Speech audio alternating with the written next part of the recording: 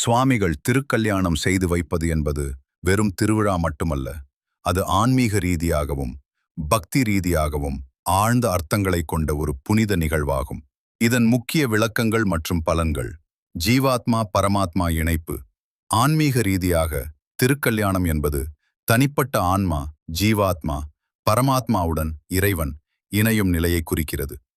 இது அகங்காரம் ஒழிந்து இறைவனின் அருளுடன் இணையும் பக்குவத்தை உணர்த்துகிறது. திருமணத் தடைகள் நீங்குதல்.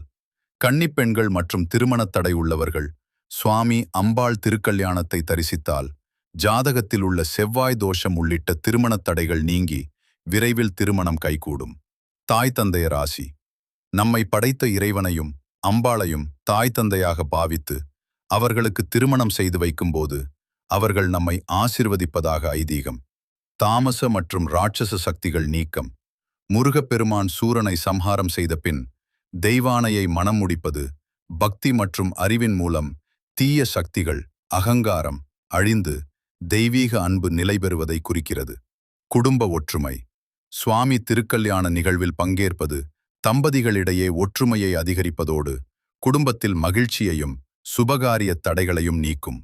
வழிபாட்டு முறை. திருக்கல்யாணத்தின் போது மஞ்சள் கயிறு, மஞ்சள், குங்குமம் மற்றும் சுமங்கலி பெண்களுக்கு ஆடை தானம், அனைவருக்கும் அறுசுவை உணவு வழங்கி ஆசி பெறுவது சிறந்தது.